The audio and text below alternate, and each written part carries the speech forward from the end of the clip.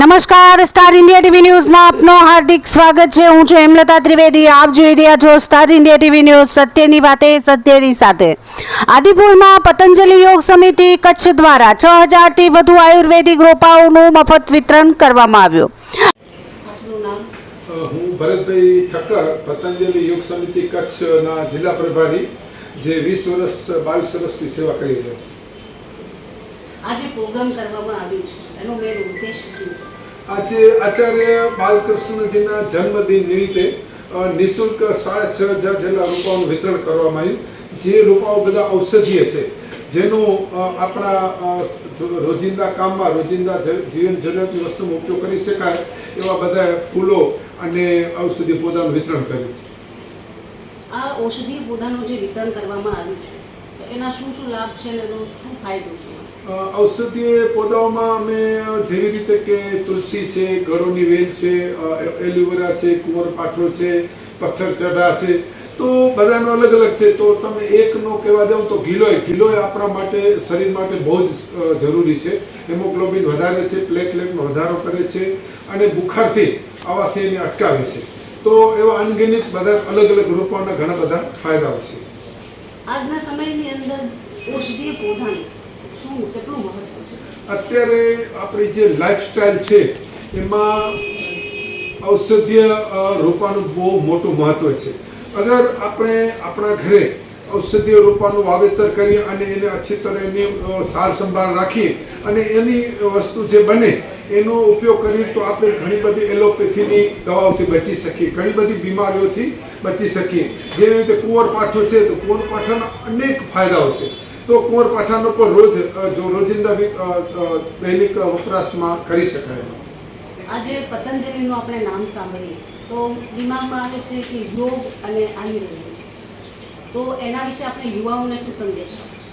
પતંજલિ યોગપીઠ હરિદ્વાર પરમ પૂજ્ય સ્વામી યોગ ઋષિ બાબા રામદેવ સાથે અને આચાર્ય બાલકૃષ્ણ સાથે અમે 25 વર્ષ સુધી જોડાયેલા છીએ।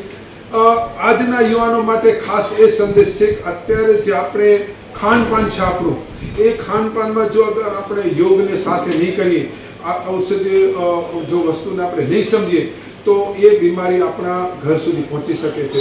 તો આજના યુવાનો માટે ખાસ એક સંદેશ છે કે આપ યોગ સાથે જોડાઓ, આપ આયુર્વેદ સાથે જોડાઓ, આપ નેચરોપેથી સાથે જોડાઓ। તો આ બધી વસ્તુથી જોડાવાથી એલોપેથીની માયાજાળથી આપણે બચી શકશું। આજની જે ઔષધીય પૌધા જે વિતરણ કરવામાં આવે છે, એના દેખરેખ કેવી રીતે કરી શકીએ એ લોકોને શું સંદેશ આપશો?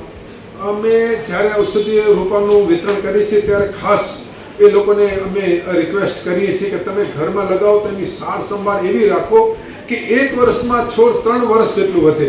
એને જરૂર પૂરતા પ્રમાણે ખાતર આપો, એને જરૂર પૂરતા પ્રમાણે સૂર્યપ્રકાશ આપો, એને જરૂર પૂરતા પ્રમાણમાં પાણી આપો, તો જેનાથી સાર સંભાળથી એ પૌધા આગળ બહુ વધે।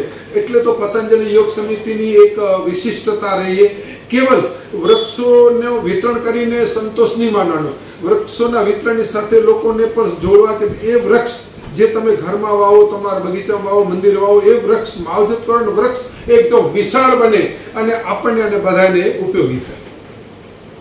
ભવિષ્યમાં આ જે કાર્યક્રમ કર્યું છે એ ભવિષ્યમાં પણ ચાલુ રહેશે? હા બેન, આ તમે બહુ જ અગત્યનો પ્રશ્ન પૂછ્યો। આચાર્ય બાલકૃષ્ણજીનો જન્મ 4 ઓગસ્ટનો છે। અમે 22-20 વર્ષથી લોકોને આવી રીતે 50 નંગથી શરૂઆત કરી હતી। અત્યારે 6500 આયુર્વેદિક પૌધાઓ અમે વિતરણ કરી રહ્યા છીએ। તો હું એ કહેવા માંગીશ કે જે 20-22 વર્ષથી ચાલુ છે એ પણ આગળના સમયમાં લોંગ સમય સુધી, અને આ જે 6500 છે એને અમે 9000, 10000 અને 15000 સુધી કે એનીથી વધારે સંખ્યામાં વિતરણ કરી શકીએ એવી અમારી પતંજલિ યોગ સમિતિની આખી ટીમ હતી। હું એવી આશા રાખું છું।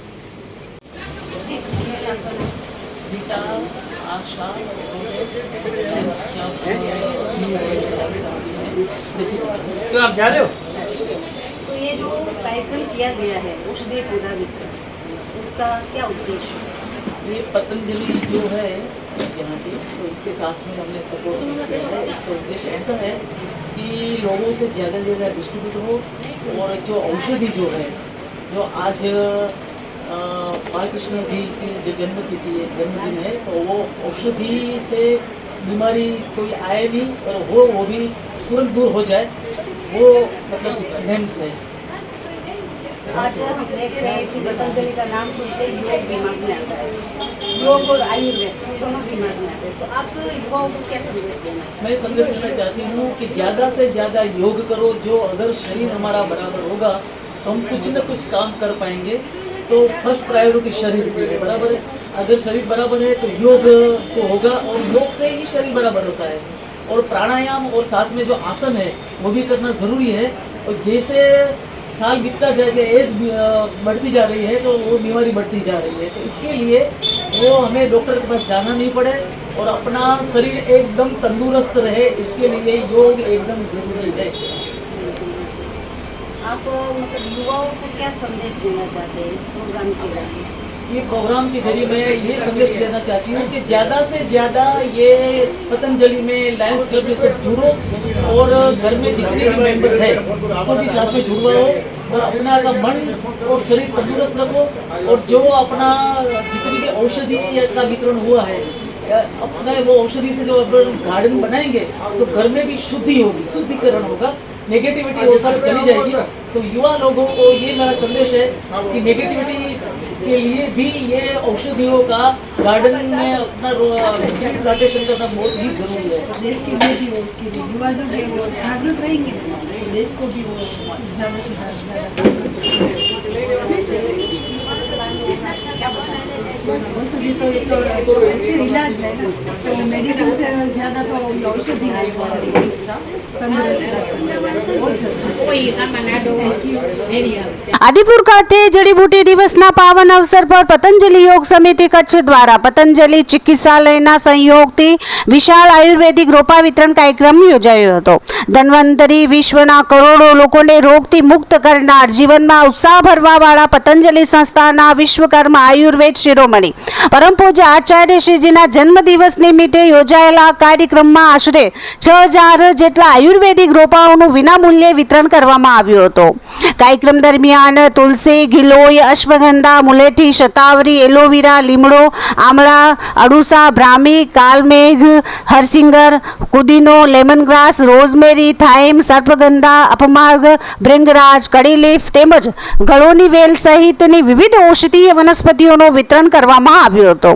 આ કાર્યક્રમમાં પતંજલિ યોગ સમિતિના ભરતભાઈ રૂપારેલ, મહિલા પતંજલિ યોગ સમિતિના પ્રભારી ગીતાબેન ઠક્કર, મહેન્દ્રભાઈ કોટક, વેદરભાઈ ટાંક, અમૃતભાઈ ટાંક, જનકભાઈ દવે, દિનેશભાઈ ઠક્કર તેમજ અંજારથી લક્ષ્મણભાઈ, પ્રવીણભાઈ મોતા, ઘનશ્યામભાઈ રાઠોડ, આશીષભાઈ, જીજ્ઞાબેન ભાનુશાલી, જયાબેન, આશાબેન, પ્રેમલતાબેન, ગોભક્ત શિવજીભાઈ સોરઠિયા, મુકેશભાઈ બાપટ, રાજેશભાઈ પ્રજાપતિ, ચંદ્રકાંતભાઈ સોની, કાશ્મીરાબેન મહેતા અને લક્ષ્મીબેન બલદાનિયા સહિતના અગ્રણીઓ ઉપસ્થિત રહ્યા હતા।